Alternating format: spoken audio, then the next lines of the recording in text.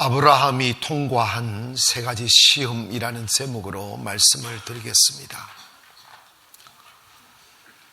하나님께서 갈대 우르에 살고 있는 아브라함을 선택하셔서 타락한 민족을 도려내고 거룩한 하나님의 DNA를 닮은 믿음의 조상으로 만들어 하나님이 원하시는 거룩한 나라를 세울 계획으로 아브라함을 불러내셨습니다.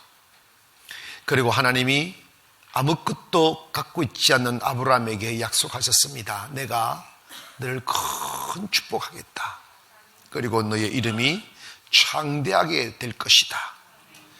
그리고 너로 인하여 민족이 일어나게 될 것이며 너는 언젠가는 많은 민족의 아버지가 될 것이며 그리고 나라의 왕들이 너 씨에서 나올 것이라고 약속했습니다.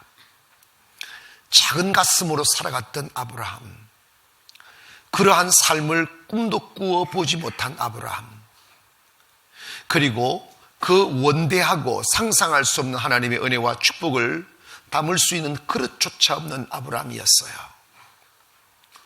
그래서 하나님은 아브라함을 불러내어 그러한 사람이 되도록 훈련시켜 가시기 시작하셨어요. 그의 생각의 구조를 바꾸기 시작합니다. 4km 반경에 우리가 어릴 적에 교통수단이 발전되기 전에는 우리가 살아가는 땅은 4km 반경이었어요. 그냥 거기서 일어나서 농사 짓고 먹고 바다에 있는 사람은 그냥 고기 잡아 먹고 그래 4km 반경을 떠나지 않아요. 아브라함도 아마 그랬을 것입니다. 그러니까 사람의 마음의 사이즈가 넓은 세상, 또 다른 세상이 있음도 알지도 못하는 거죠.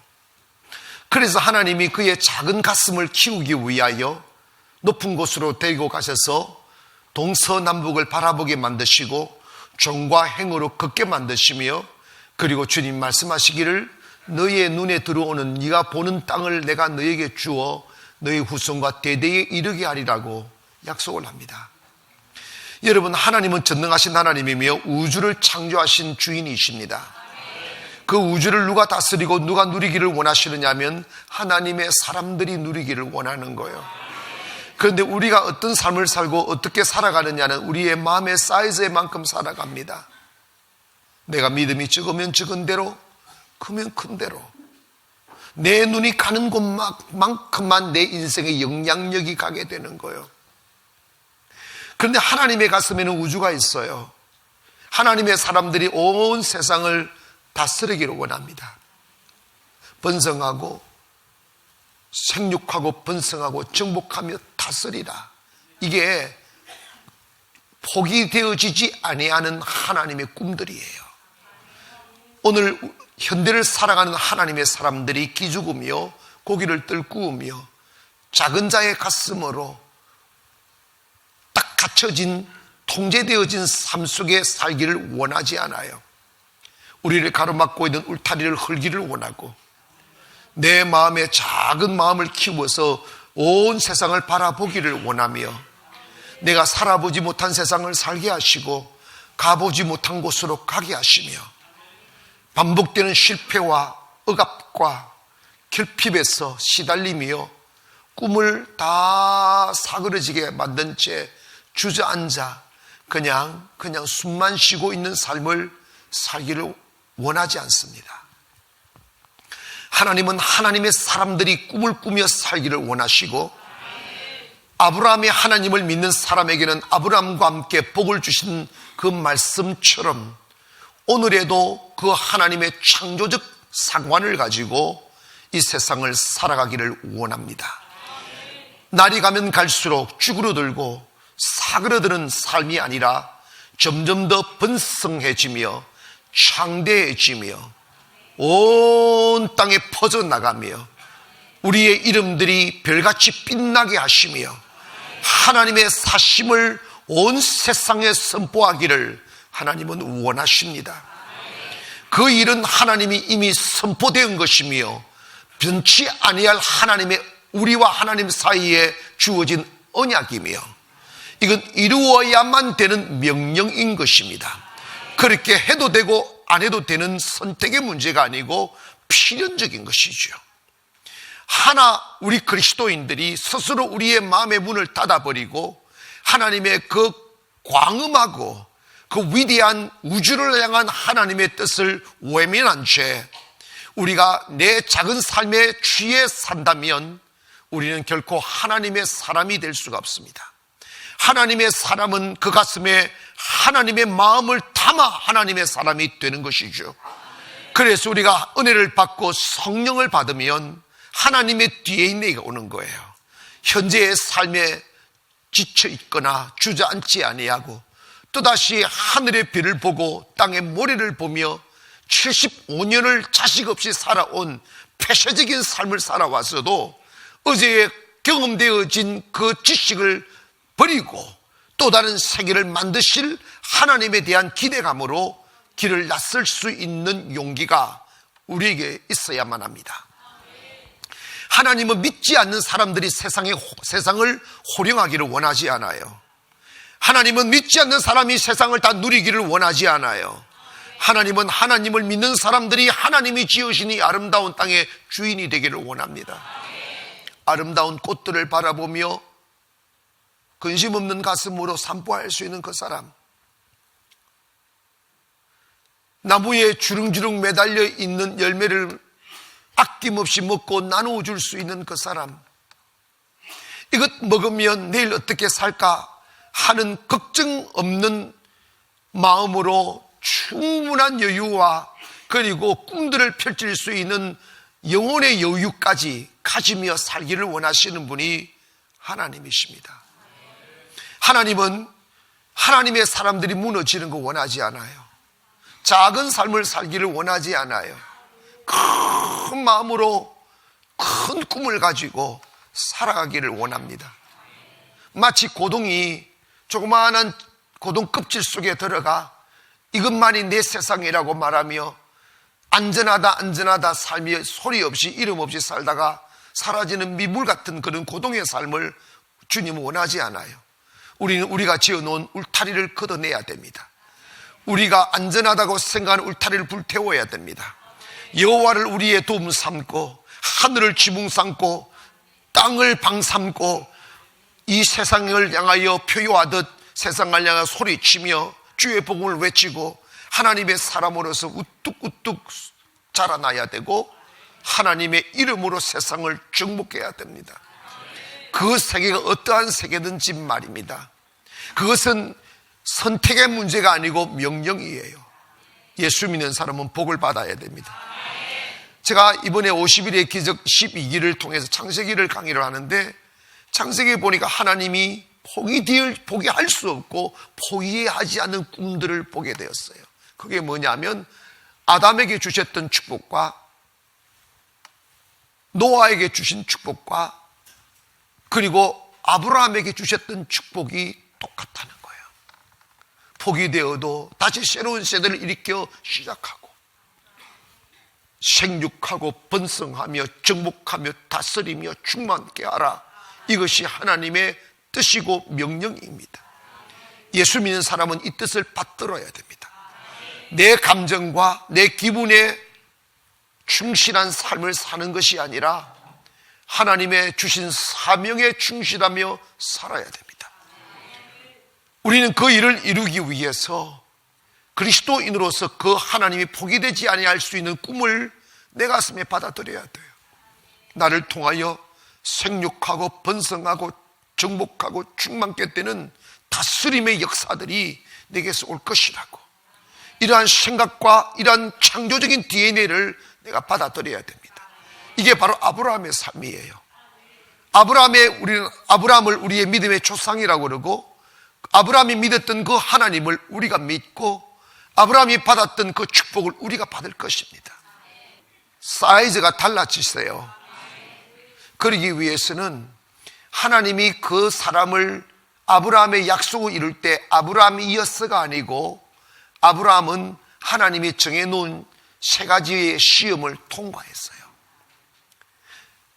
사무엘 2장 3절에 보면 여호와는 지식의 하나님이시라 행동을 달아보신다. 우리 행동을 달아보신다는 거예요. 잠언 24장 12절에도 마음을 저울질하시는 이라고 그랬어요. 하나님은 우리의 행위대로 보응하시는 하나님, 우리 마음을 저울질하시는 하나님이에요. 이해가시면 아멘 합시다. 성경에 보면 이 하나님의 테스트, 하나님의 시험에 관하여 정말 멋있게 이겨낸 사람이 소개되는데 그게 바로 욥입니다. 욥을 성경은 이렇게 소개합니다. 그는 가장 의로운 자며 동방에서 가장 큰 자다. 거부였다 이 말이야. 그리고 사람이 돈이 많으면 교만도 하고 믿음도 좀 그런데 믿음까지 좋았어. 의인이었단다. 그런데 그런 그에게도 사탄은 공격하더라고. 그런데 더 아이러니한 게 하나님은 사탄한테 욥을 시험하도록 허락을 하셔. 단 죽이지는 말아라. 그럽니다. 목숨은 건드리지 말아라. 그래서 사탄이 내려와서 막 욥을 집중 공격을 합니다. 매일 하나님께 제사를 드리고 동네 온갖 사람들을 초대하여 잔치를 베풀며 살았던 욥이에요. 그런데 하루아침에 갈대아 사람들이 쳐들어와서 자기의 모든 양떼를 다 빼앗아가 버리고 잔치를 벌려서 이렇게 음식을 먹으며 즐기고 있는 그 큰 집이 무너져 자신들 다 압사해져 죽고 자기 몸에는 불치병이 들어와서 온몸 부스럼이 나가지고 막 고름이 절절절 흐르고 그 가운데서 막 가리워 견딜 수 없게 되었을 때 잿간에 들어가 그 화려한 옷을 입고 있는 욥이 옷 다 벗고 귀야 조각으로 자신의 몸을 끌고 있는 이 처절한 현실까지 다가갔어요. 그렇게 욥과 함께 지냈던 철진 세 사람도 욥의 절대적 절망을 바라보고 그냥 떠나가 버리고 아내조차 희망 없는 남편의 모습을 보고 침을 뱉으며 하나님을 저주하며 죽어버리라고 말하고 하며 그냥 가버렸어. 나는 욥의 아내가 싫어. 지금까지 잘 살았잖아. 남편이 어려워지면 그래도 옆에 지켜줘야지. 그런다고 떠나냐? 그럴 겁니까? 왜 웃구머니에서 그때 가봐야지 이럽니까? 그러면 안 돼요. 나는 IMF 때에 남편들이 사업이 무너지니까 이혼 가정이 늘어났다는 소리를 듣고 참 그렇다 싶더라고. 그러나 여러분, 모두가 떠나고 모든 재산 떠나고 절망 앞에 섰을 때 욥은 이렇게 고백합니다. 참으로 당신은 어리석은 여자로소이다. 내가 적신으로 왔으니 적신으로 가리오다 하며 욥이 그 어떤 말로도 여호와를 원망하지 않고 하나님을 찬미했다고 그랬어요. 여러분 기억하세요. 사람은 감정의 동물이고 기분 따라 생각하고 판단하지만 하나님에 관하여서는 조심해야 될 부분이 뭐냐면 하나님의 선택은 언제나 선하십니다. 시험하시는 거예요. 하나님의 선택은 언제나 선하십니다. 아브라함은 그가 부르심을 받았을 때에 순종했다는 거예요. 사실 그게 쉽지 않아요. 여러분 70년 이상을 살아온 자기의 고향 땅, 아버지가 계시고 동생이 있고 친척들이 살고 있는 그 땅을 이렇게 벗어난다는 것은 결코 쉬운 선택이 될 수 없어요. 그러나 아브라함은 하나님의 약속을 믿고 떠나 나온 거예요. 우리 또한 여러분에게 희망 하나를 가지세요. 그게 뭐냐면 나도 아브라함과 같은 언약을 받은 사람이다. 무조건 주님이 말씀하신 거예요. 내가 너를 큰 복을 주고 너로부터 민족이 일어날 것이고 더 나아가 너는 많은 민족의 아버지가 될 것이며 왕들이 내게서 나올 것이다. 너의 축복이 너무 완전하여 너를 축복하는 자가 복을 받고 감히 너를 저주하는 자가 있으면 그건 저주를 받을 것이다. 너는 절대 축복이야. 넘어져도 복을 받고 자빠져도 복을 받고 쓰러져도 복을 받을 것이다. 이것은 하나님의 변개치 못할 언약이라 이 말이에요. 그럼 우리 그리스도인들이 교회에 오셔서 지질구리 복 없이 살아왔던 어제의 70년 세월을 뒤로하고 내가 예수 그리스도를 딱 믿는 그 순간부터 이 축복의 DNA가 내 것임이 되어야 돼. 나의 믿음이 되고 나의 의식이 되고 내 몸이 되어야 된다 이 말이에요. 내가 누구를 만나 복을 받는 것이 아니고 나로 인하여 그 사람이 복을 받는 거지. 사람이란 과정이라는 게 있는 거잖아. 내가 직장을 들어가도 나 때문에 이 직장이 잘 되고, 할렐루야, 무슨 일을 해도 나 때문에 잘 된다는 확신을 가지란 말이에요. 이것은 사람을 좀 용기 있게 만들기 위한 심리적인 작용이 아니라 하나님의 변개치 못할 하나님의 언약이라고, 하나님의 약속이라 이 말입니다. 하나님이 약속을 지키지 아니하시면 하나님은 하나님 될 수가 없습니다. 하나님이 하나님이신 것은, 그분이 말씀하신 것은 다 지키시기 때문입니다. 그런데 그러면 왜 그 약속이 내게 주어졌으면 이루어져야 되는데 여전히 나는 작은 자의 옷을 입고 살아가느냐? 그건 하나님의 문제가 아니에요. 여러분이 그 약속을 믿음으로 받지 못하기 때문이고 그 약속을 받아 누릴 수 있는 시험을 통과하지 않았기 때문입니다. 아브라함은 그 시험을 이겨 복을 받았어요. 믿어지면 아멘 합시다. 그렇다면 오늘 우리도 그 시험을 이겨야 돼. 아멘. 무너져 있는 아브라함, 희망을 꿈꿀 수 없는 아브라함, 전혀 자식을 낳을 수 없는 불가능 불임증에 걸려있는 부부를 선택하여 많은 민족의 아버지가 되게 하는 이 신비로운 창조의 역사의 시작을 하시는 장면을 이 창세기에서 기록하고 있는 거예요. 이건 뭘 의미하느냐 하면 우리 또한 화려한 삶을 살지 못하고 위대한 삶을 살지 못하고 작은 삶에 길들여져 있는 그 습관과 그 의식과 그 정신 체계를 가지고 있는 우리를 call out from the world 하는 세상으로부터 불러내는 거예요. 그게 출애굽인 거예요. 불러내서 아브라함에게 이런 말씀을 합니다. 아브라함아, 너는 축복 없는 짝짝하고 근근한 땅에서 살아가는 삶에 길들여져 있어. 그것은 너가 life without God 하는 하나님 없는 삶이었기 때문이란다. 너가 나 여호와 하나님 창조주 God of Creator 하는 창조주 하나님을 너가 만나면 너의 삶이 will change, 바뀔 거라는 거야. 믿어지면 아멘 합시다.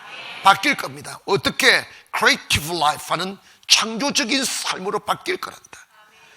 너는 너 아니면 안 되는 일이 너무나 많았어. 근데 내가 들어가면 내가 할 수 있는 모든 것을 할 수 있을 거야. 생각 바꿔라는 건데, 너는 축복이라는 단어도 몰라. 근데 내가 너를 축복할게, 이런 거예요. 내가 너를 축복할게. 그리고 사랑은 올인이에요. 사랑 깨어지면 집안 망하는 거예요. 교회는 사랑입니다. 성도는 사랑입니다. 하나님이 말씀하셨어요. 내 사랑하는 아들, 딸들아, 산도 들도 바다도 다 줄게. 그리고 그 아름다운 자연을 누릴 수 있는 사랑하는 사람도 줄게. 그러나 한 가지만 지켜다오. 나보다는 사랑하지 마라. 나보다는 사랑하지 마라. 나 그것은 견딜 수 없고 용서할 수 없는 죄가 된단다. 이걸 명령한 거예요. 자식 좋지? 그럼 나보다는 사랑하지 말아라. 돈 좋지? 나보다는 사랑하지 말아라. 아브라함의 마음속에 스며들 법한 하나님보다 더 깊은 이삭에 대한 사랑을 하나님 보시는 거예요. 그래서 하나님이 어쩔 수 없이 아브라함의 가슴 속에 스며든 하나님보다 더 깊은 자식 사랑을 빼내는 것이야. 침묵 속에, 죽음 같은 고통 속에 너 손으로 칼을 들어 네 자식을 치라는 거야. 사람들은 여기서 헉해버려요. 나 이런 하나님 안 믿는다고. 그 생각 자체가 하나님 없는 생각이에요. 우리는 하나님의 피조물입니다. 우리가 하나님의 말씀의 도리 아래 있을 때가 행복해지는 거지. 그 선을 넘으면 끝나는 거라 이 말이에요. 하나님은 뭘 요구하시느냐 하면 내가 준 선물이 아무리 아름답고 사랑스러워도 내가 주었다는 것을 기억해라. 너의 마음에 나 외에 아무것도 첫 번째로 두지 말아라. 주님 그거 요구하시는 거예요.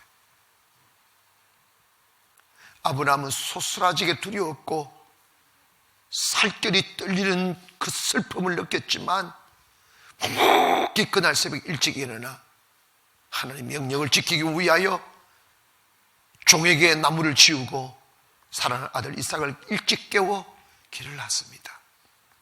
결국은 모리아 산에 올라가 제단 위에 이삭을 뉘웁니다. 그리고 칼을 듭니다. 사랑이 사라지진 않았어요. 그러나 그 행위를 통하여 아브라함은 하나님께 보이는 거예요. 하나님, 당신이 내게 첫 번째입니다. 여호와 하나님, 당신이 내게 첫 번째입니다. 나는 나보다 내 자식을 더 사랑하고 내 생명보다 더 소중한 자식이지만 그래도 당신이 내게는 첫 번째입니다. 라고 칼을 탁 드는 그 순간에 하나님이 나타나시는 거예요. 아브라함아, 그만해. 이제 됐어. 내가 네 자식을 죽이려고 하는 게 아니야. 네 마음에 나를 첫 번째에다 두으라고 하는 거야. 나는 너의 사랑을 빼앗아가는 자가 아니란다. 네가 나를 사랑할 때 너의 사랑을 지켜낼 수 있어. 네가 나를 사랑할 때 산과 들과 바다도 지켜낼 수가 있어. 나 없는 세상은 없단다. 나 없는 세상은 불안뿐이란다. 나 없는 세상은 죽음뿐이란다. 이 세상 모든 것이 아름답고 화려하고 향기로우려면 나 여호와 안에서 즐기라. 나 여호와 안에서 살아가거라. 그만이 영원한 언약이란다. 사는 성도 여러분, 오늘 우리도 살다 보니 우리 안에 깊이 뿌리 내리고 있는 세속적인 사랑이 있어요. 그게 자식일 수도 있고 돈일 수도 있고 권력욕일 수 있어요. 사람들은 그 시험을 통과를 못해요. 사랑하는 여러분, 언젠가 여러분을 사랑하는 하나님은 여러분에게 다가오셔서 물으실 겁니다. 너의 마음속에 첫 번째가 뭐냐고. 너가 가장 소중한 사랑은 뭐냐고. 자식이냐 돈이냐 명예냐 세상이냐 물으신다고. 갈등하지 말고 아브라함처럼 묵묵히 침묵하며 모리아 산으로 오르기를 바랍니다. 할렐루야. 그리고 칼을 드세요. 욕심으로 세상을 가질 수 없다고, 정욕으로 세상을 가질 수 없다고, 사랑만이 모든 것을 지켜낼 수 있다고. 하나님의 사랑으로 세상을 사랑해야 되고 하나님의 사랑으로 세상을 바라보아야 세상은 아름다운 세상이 됩니다. 이 땅이 이렇게 어지러운 것은 탐욕으로 세상을 바라보기 때문입니다. 오늘 우리 안에 하나님의 사랑이 깃들기를 원하고 하나님 제게는 하나님이 첫 번째입니다.